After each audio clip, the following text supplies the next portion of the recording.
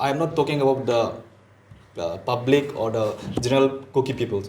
I'm talking about the ideology and the strategy of the Kuki arms peoples. Okay, they have been waiting for the last 30 years to get an opportunity, to get the sympathy of their masses.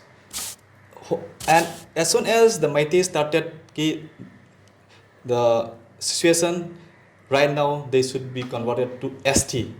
That's give them the chance to create and make a streamlined policy for demanding a separate administration. You got my point? Do you agree to this, or do you want to say something on this? What is the demand is always there. Yeah. The demand is but always there. But sir is saying that the demand for the ST status in the by the Meiteis vis-a-vis the High Court order last year, that has been used by the Kuki Zoo community to fuel this narrative and to push further the separate administration. Not necessarily that, but that incident of the solidarity march, then the aftermath of that, then the scuffle started, and that was the, what do we say, the tickling point.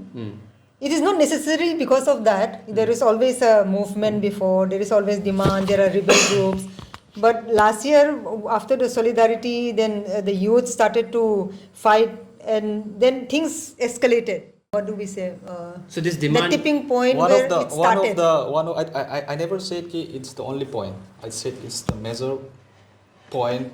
They take. See, what I'm saying is I'm explaining from the point of view of what they might be thinking. Yes. Okay. Yes. See, uses from Kuki or from the Meiteis, uses are uses. They have their own ideology. They have their own propaganda to convince their masses. See, Meitei people, they have been demanding for their independence of Manipur since 1964, after the formation of United Nations Liberation Front.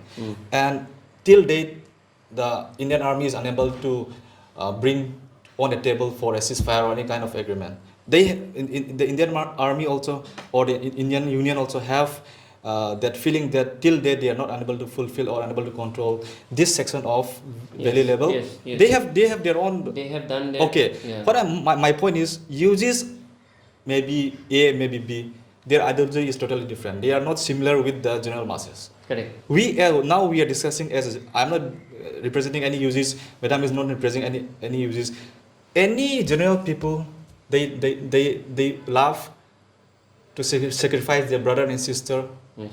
I don't think so, because 2024 is not the time to conquer a land.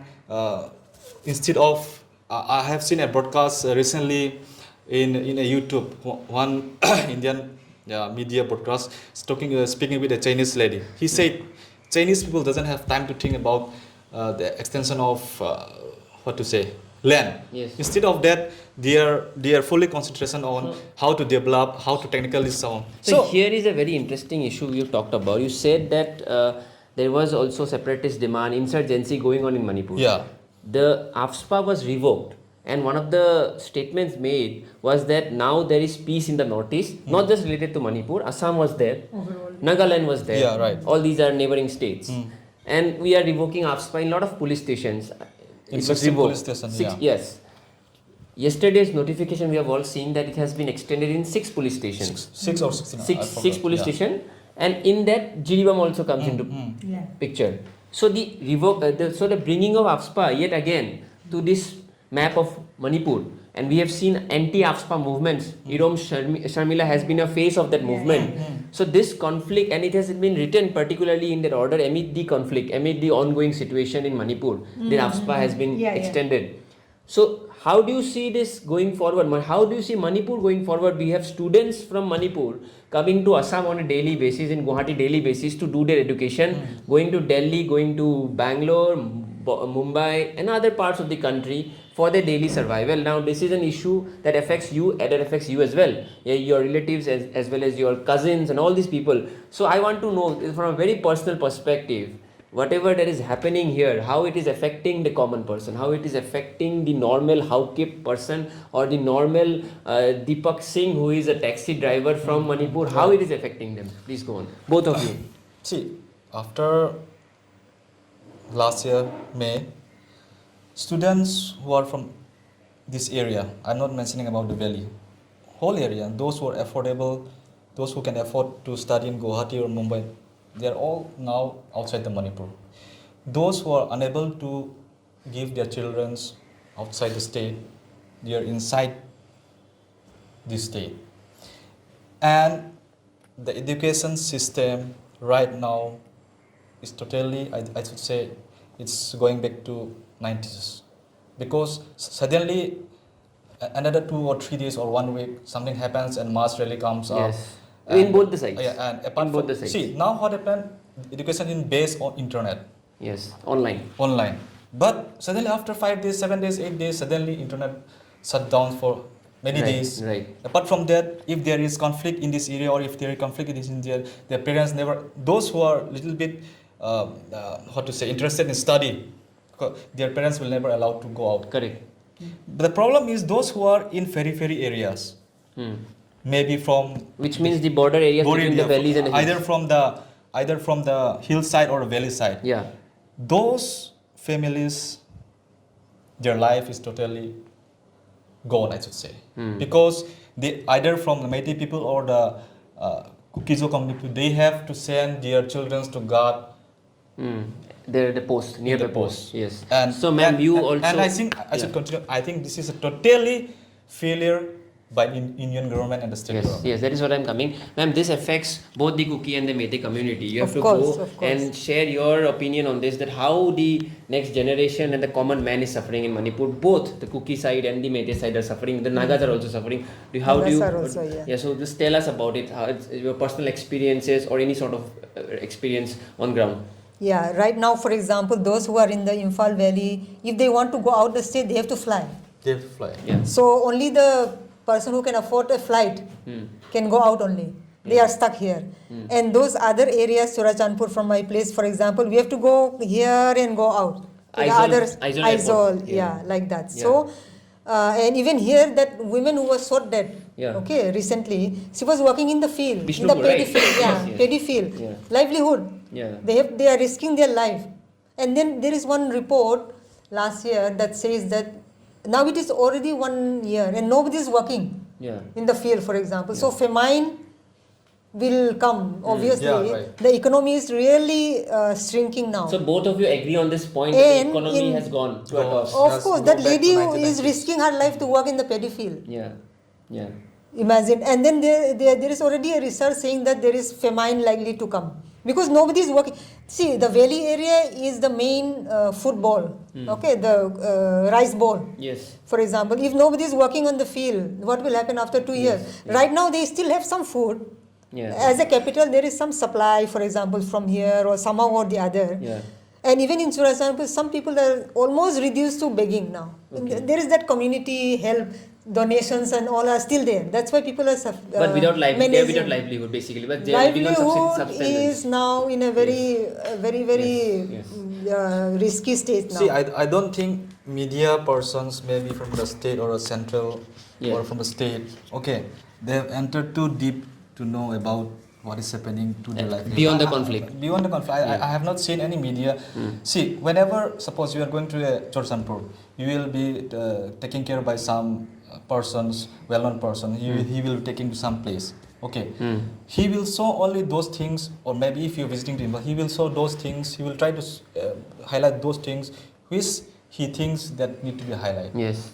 There And is most no- of them are political. Yeah. All are linked with, see, I come to this point again that this is a total lack of failure by the Indian government and the state government. And we are not even happy with our chief minister also. Okay. Recently from the MPF and Manipuri Peoples Front, recently the day before yesterday, we asked all the cabinet minister to resign immediately. This is what their 18 months has gone. They have not able to bring the solution. Okay. Indian Union, they have unable to take care of the refugees, I should say, those who shelter in Mizoram, from even Myanmar. in Mizoram and Myanmar. They Yes. have no proper mechanism. Okay. We never ban ki no, don't come. They should come. Indian government has enough power and enough money that to take care of those things, but in a legal way. Yes. In a legal way. Yes. That policy is not come up. So that comes to my last question for the day. From both of you, I want you to give you at least 2 minutes on this on the answer. 2-3 minutes I'm giving you, even more if you want to. You come from which part? You said Churachandpur. Can you tell me, if I'm allowed, what is your ethnic tribe, or what is the tribe that you belong originally? Paite tribe, Paite. and we are under the Kukizo group. Cookies group. Yeah. What is your tribe? Yeah, sir? Meitei. Which clan, sir? I'm Ningthoza clan. Ningthoza clan. Okay. So very different tribes, very different clans, very different ideologically. But just tell me one thing, and you take your time.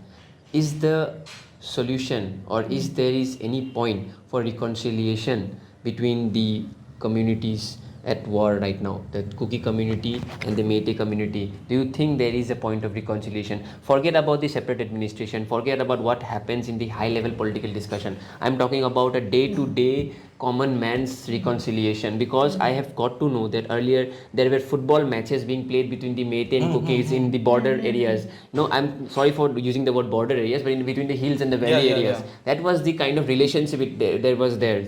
So for every Haukip there was also a Meitei in the team, and they used to play together. So these kind. So do you think there is a possibility of a reconciliation? I would like to start it with ma'am. No, you can take it and just give yourself some thought and just say whether it is possible, and if yes, how, and if no, why.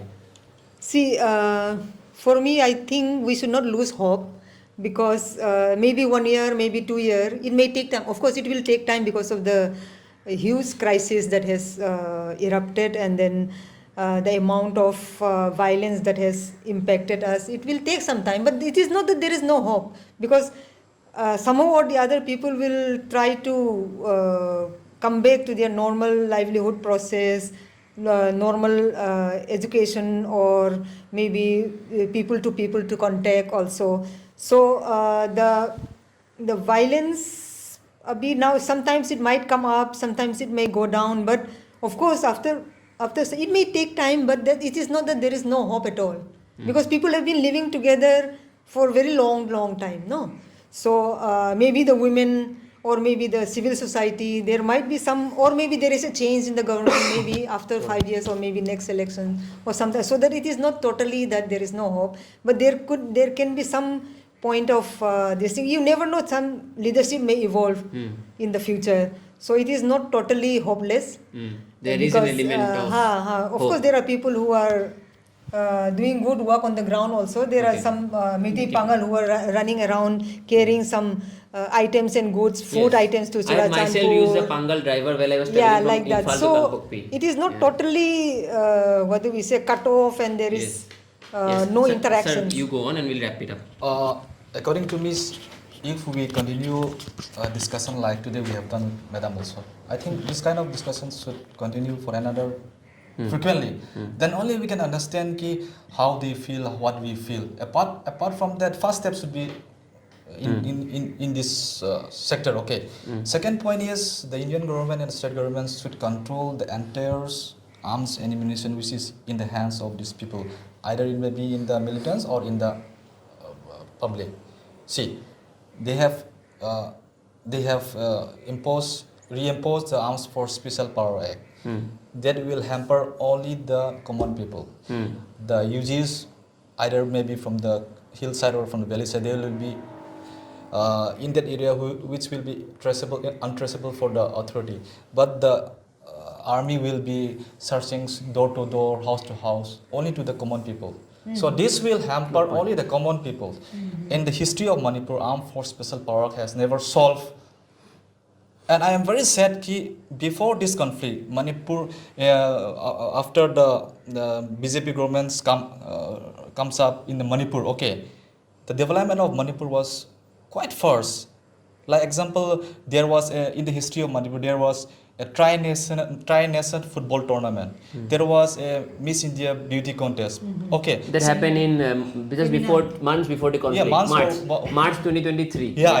It happened. So even I was surprised. See, when I look back to 2005, 2006, we can even walk after 4:30 in the evening. Okay, in the afternoon also.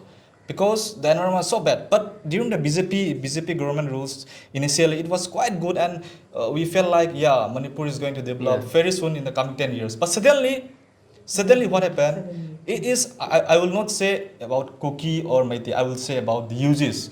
The mindset, if you bring the mindset of a negativity, it will, if I'm the leader of a revolutionary party with a negative mindset, if I can able to convince you, definitely an environment will be polluted. I will not say only the Kuki. There are also some Meiteis whose minds and whose leaders are not so correct.